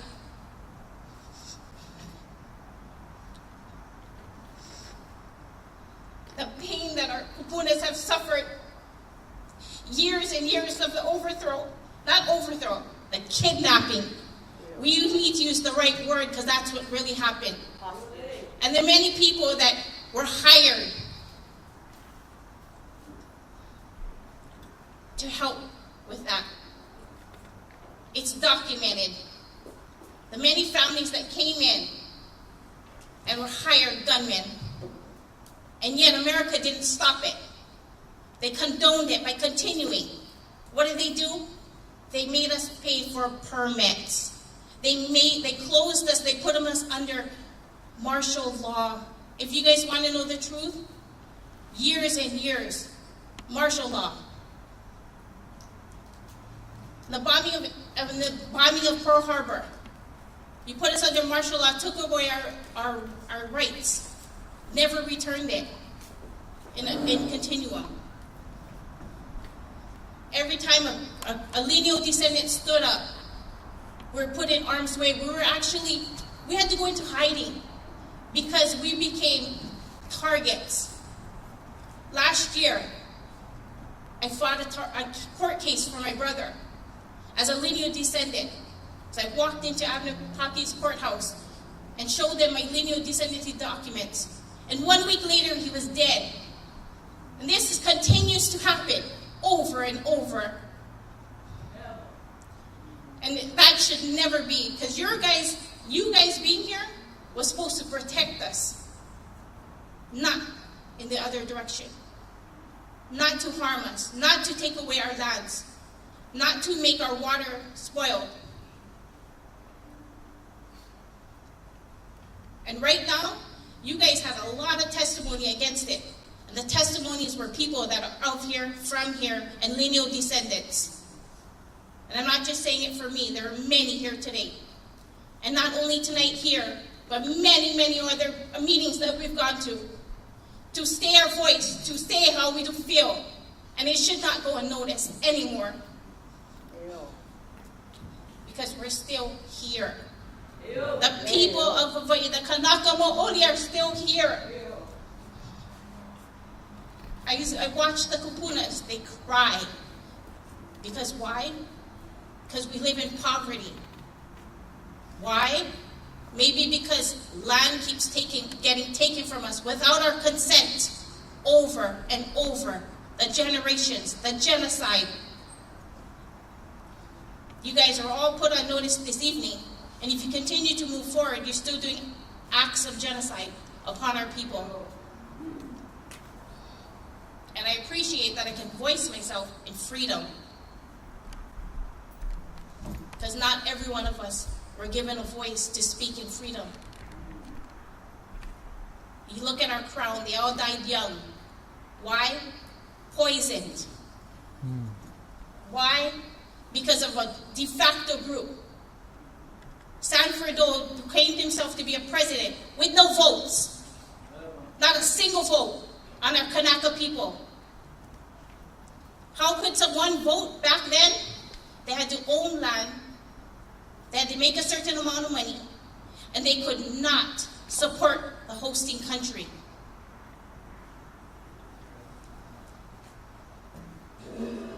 I speak only on behalf of our people, for the right to do what is right. You guys came in, and you guys are the generation that already am here. Things already happened, but you guys can make it right by honoring our wishes, by giving back lands to the lineal descendants, not putting people on wait lists to have a home when we already own our land outright under allodium.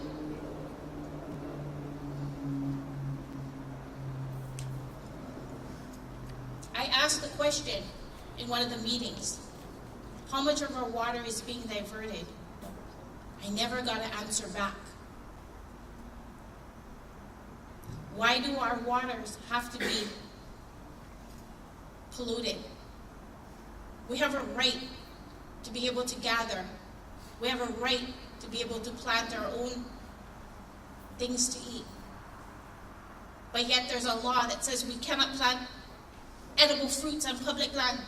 Well, this is a notice. No land here is public. Crown lands cannot be ceded. Our Queen Liliuokalani contested the land that was being stolen. It's all on record. Thank you.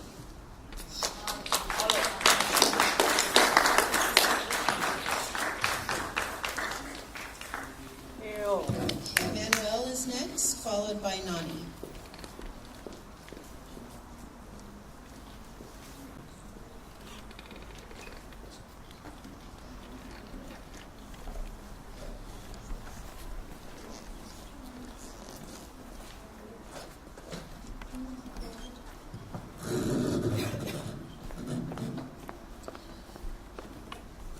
Good evening.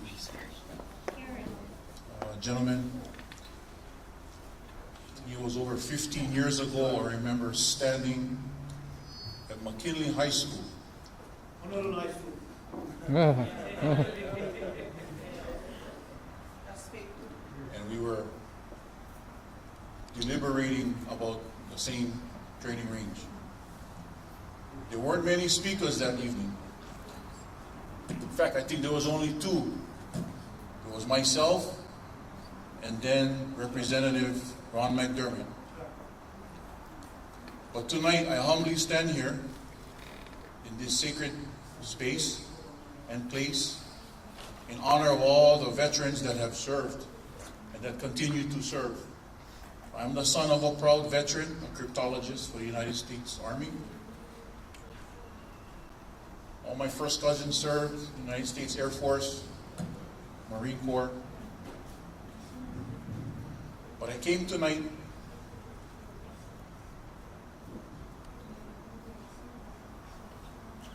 because you're getting it too easy, United States Navy. And why do I say this? When I came in here, I walked straight looking for the submarine training range between Kaho'olawe, Lanai, Maui, and Molokai. And I don't know about any of you. Any of you from Molokai right now? You flew from Molokai? You flew from Molokai to be here? Okay. Anybody from Lanai? I'm from Maui. I came here because I expected more, to at least have a forum on the island of Maui, like how you once did many, many years ago at the Henry Perrine Baldwin High School, which is my alma mater. And why do I say that's important? Because it's going to affect them. But I want to thank the two gentlemen, Ben and Brian, for treating me with class. I'm the youngest guy of the PKO that knows the full story. How you? Georgia Mentimo Mitchell got murdered or disappeared or assassinated by the CIA. I don't know, Stansfield Turner comes to mind, or Zbigniew Brzezinski. They asked my dad to lead the water safety for the Protect Kaho'olawe Ohana. And I was trained by Greenpeace Zodiac drivers. And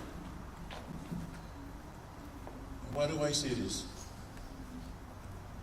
Because the bombing got stopped on my birthday, October 22nd, by President George, the father.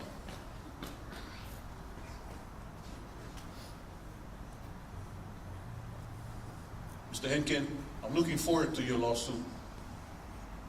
What concerns me, to my brothers and sisters, or my community, fellow residents, is the people that are absent tonight. I want you to know that, because me, I take notice. They like write letters. Easy.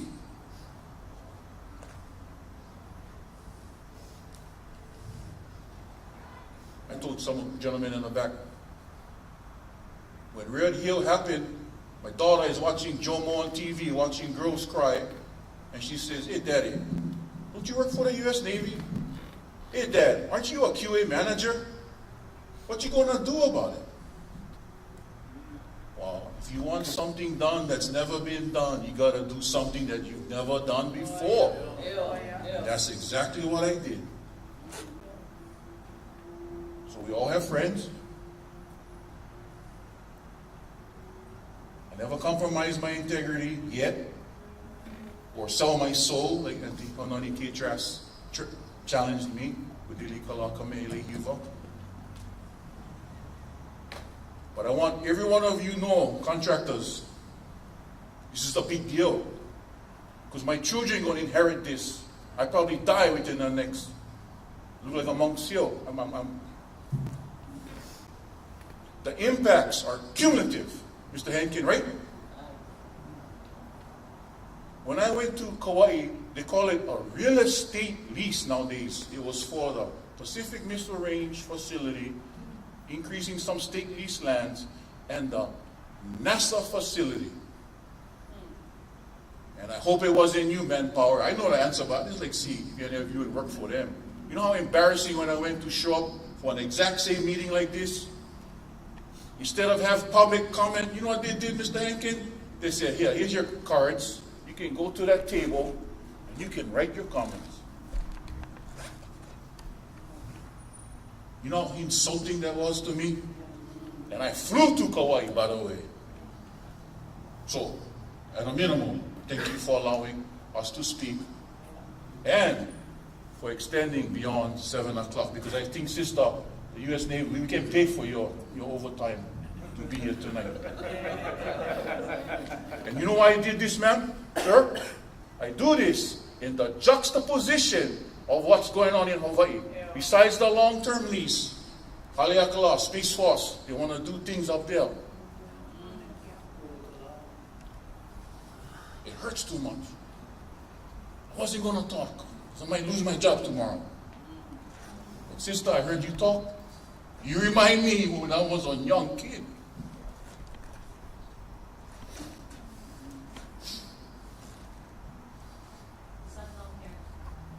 Pardon me? Yeah? My children drink the water right here. Everybody in authority will let us down. They let me down. I got trained by the Navy in quality assurance. I was asked by people, go read all those documents, and what I read broke my heart. That's the trust you got to build. Marine Corps, you lucky, bro. You lucky. I leave you alone. Coast Guard, I saw you guys. I bypassed you, remember? I bypassed you guys. You guys didn't save 20 people. But it's that high expectation. And I expect nothing but the best of the best of the best. And if you're not the best,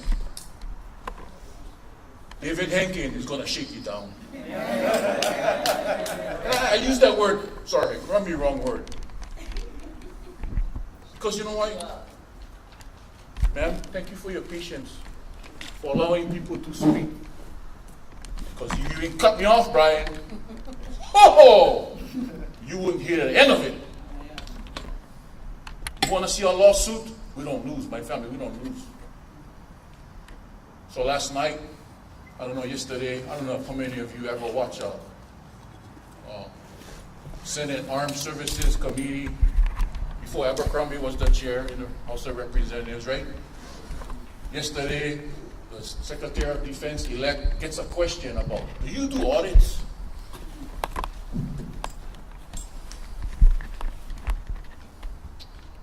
Anyway, I've been told by Ianuali that DOD has failed many, many, many audits.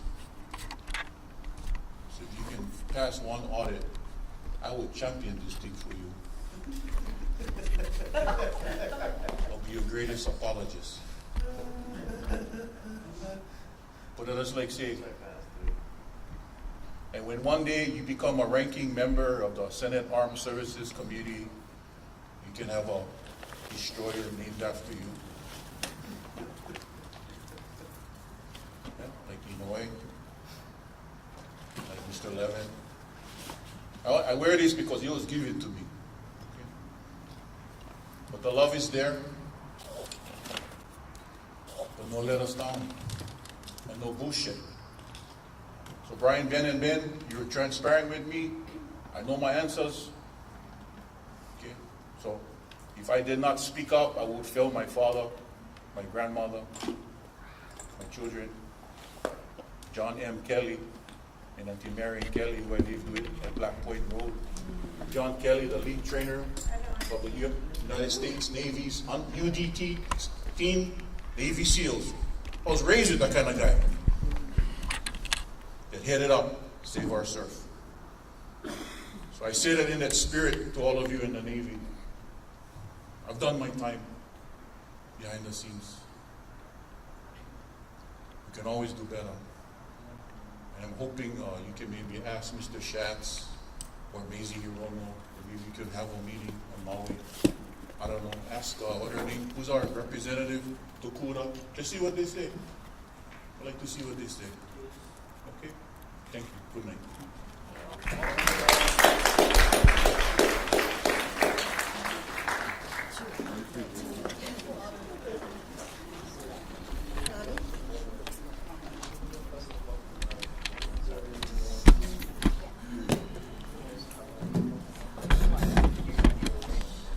Hawaii nui ahea, Hawaii nui, Hawaii ki, Hawaii loa, Hawaii koko, Hawaii luna, Hawaii lalo i loko ka moana o kana loa. Ue kalani na ue ka honua, ne e ka honua, ola I ka honua, ho ola ka honua.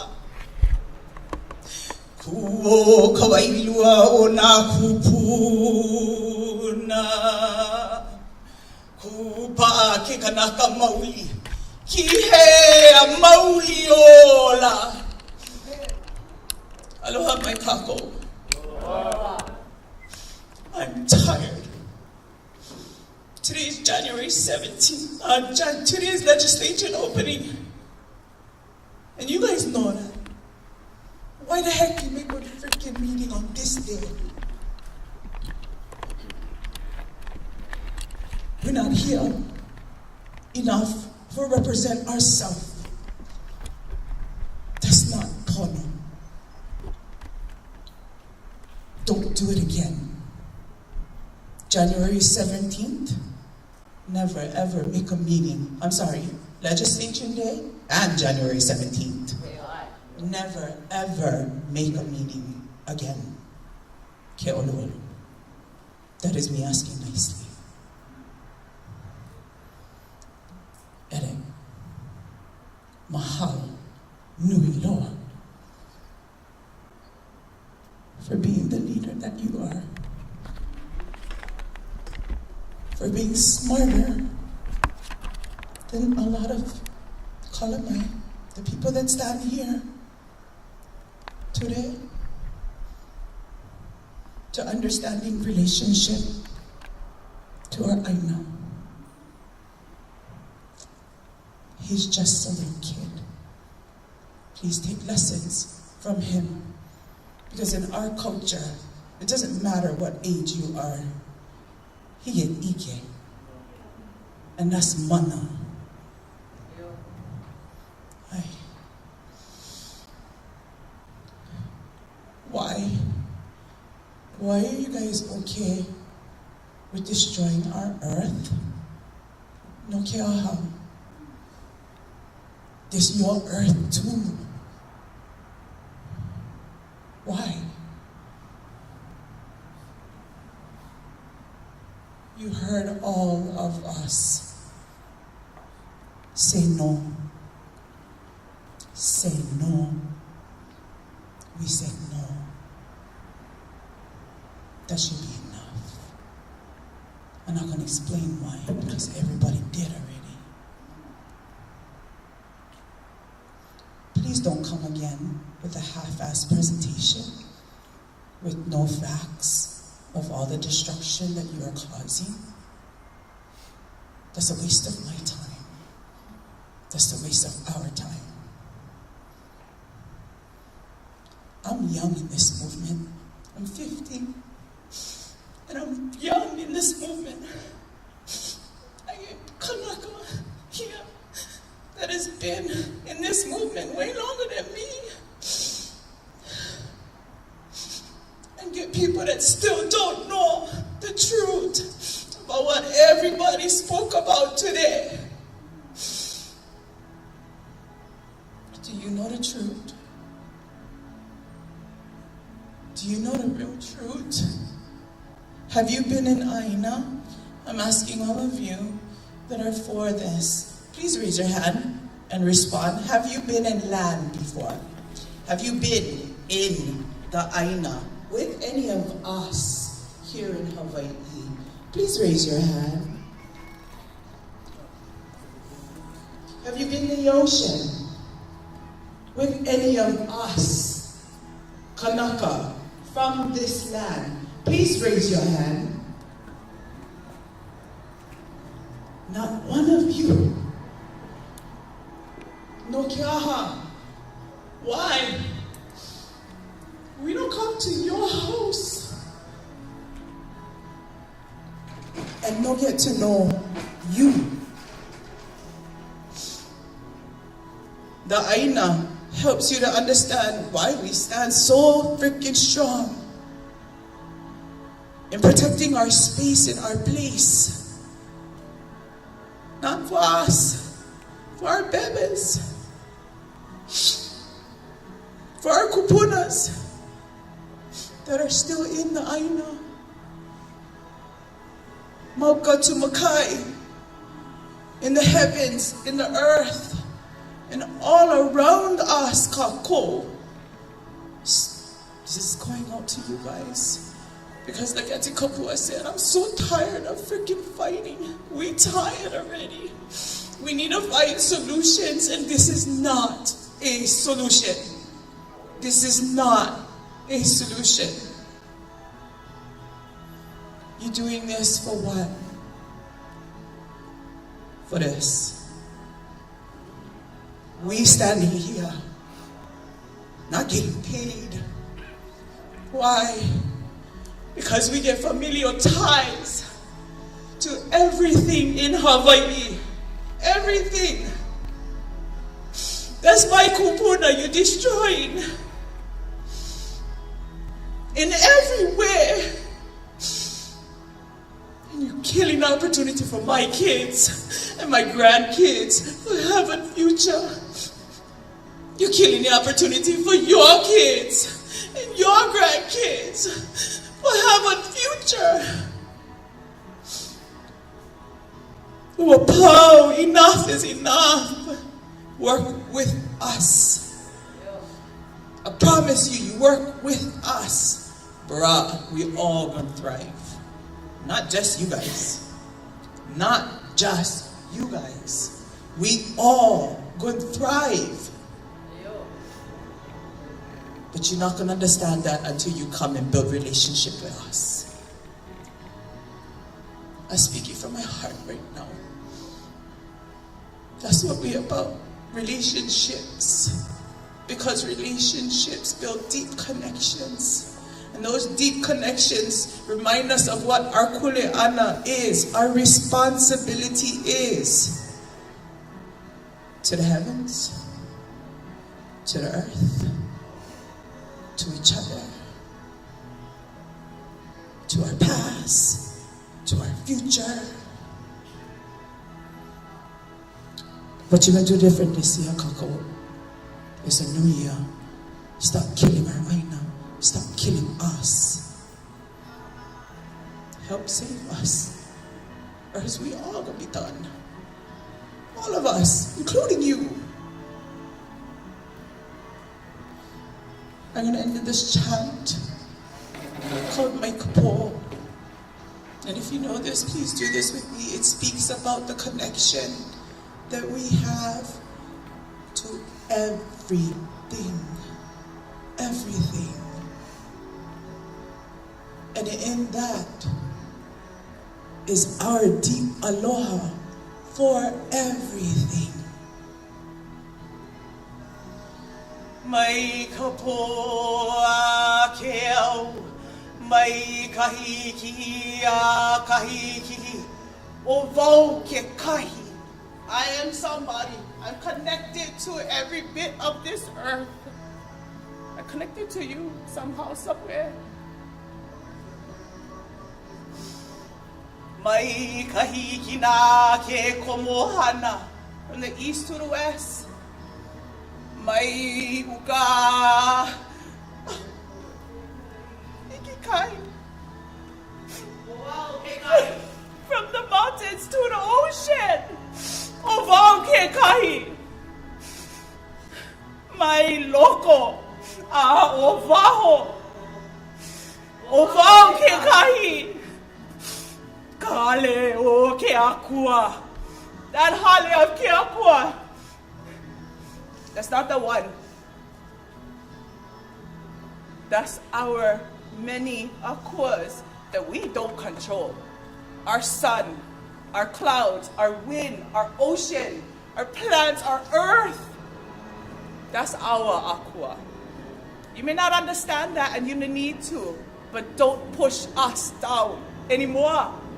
Because this is our land, not yours. This is our land, not yours. Kahale o ke akua. Kala'a ke o ke akua. We all need that enlightenment, Kaho. Including you guys. Definitely you guys. The enlightenment. And that will come again from us. Us, Kanaka, of this place, from this place. Ke aloha o ke akua. Aloha. That's a hard word. But it just don't mean aloha, hello, and goodbye. There's a depth in that word alone. You're not going to understand that unless you build relationship with us. Come and learn what aloha really means. And you're going to understand how to aloha our aina together with us. Not for your agenda. Please don't. We're done. We're tired. And we just want to live. Mahalo kia pua. Aloha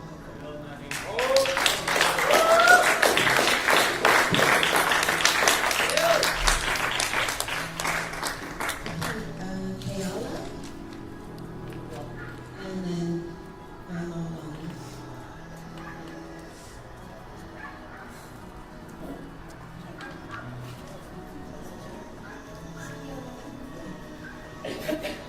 Aloha, my name is Keala, and I live here on Oahu, and I am a fisher person, so I am one of these people who get their sustenance directly from the ocean. I don't buy fish because I don't support the commercial fishing industry. So if I don't catch fish, I don't eat fish. So all these animals, the fish, the living creatures near shore, are directly food for those animals and creatures slightly away from shore, who is food directly for those other animals further away from shore. Therefore, what happens in the deep ocean directly affects not just me, not just all the other bradas and aunties and titas that are fishing, but also all the living entities near shore. So what we do when we go fish is we feed and we give to the ocean. Then we ask the ocean. And then we take. And if there is a no anywhere along that line, we don't take. And trust me, I've been at the ocean on days when she said no. And that's cool, right? I go home, I come back another day, and I ask and I give again until, right? If the answer is no, I don't take. The answer has been a resounding no from all these testimonies I've been hearing. The answer has been a resounding no for decades. Non-consent is pretty much rape.